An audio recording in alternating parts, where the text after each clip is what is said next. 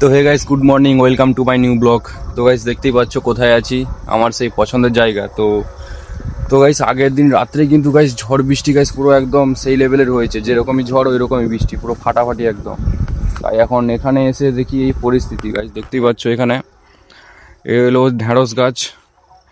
এগুলো যে ঢ্যাঁড়স গাছ, এই ঢ্যাঁড়স গাছ সব ঝড়ের এতে সব শুয়ে গেছে একদম। শুয়ে শুয়ে বলতে একদম পুরোটা শুয়ে যায়নি, ওই গাছটা ছোট আছে বলে এমনি একটু মাটিতে একটু হেলে গেছে। আর ওইখানে আমাদের, দাঁড়াও দেখাচ্ছি।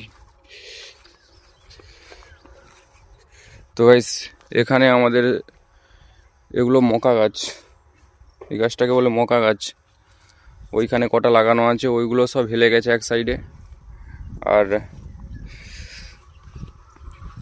এই হচ্ছে আমাদের ছোট্টখাটো বাড়ি, সব রকম লাগানো আছে। ওই উপরের দিকে রয়েছে কচু গাছ, আর এখানে শাক গাছ লাগানো রয়েছিল, ওগুলো কেটে নেওয়া হয়েছে।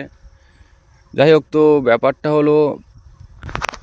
হলো এসব মোটামুটি ঠিকই আছে, কিন্তু সব থেকে বড় কথা হলো কালকে আমাদের ধান কাটা গাড়ি এসেছে, তোমরা দেখেছো আমার মিনি ব্লগে। ব্যাপারটা হলো এই ধান গাছের দেখো অবস্থা,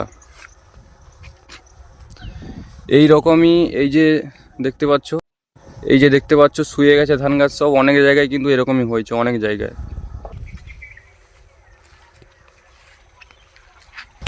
তো ব্যাপারটা হলো যে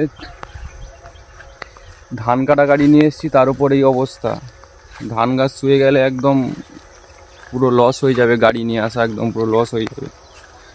চাষিরা কাটতেই চাইবে না, কারণ ধান গাছ শুয়ে গেলে ধানটা ঝড়ে বেশি কাটার সময়, ওইটাই হচ্ছে মেন ভয়।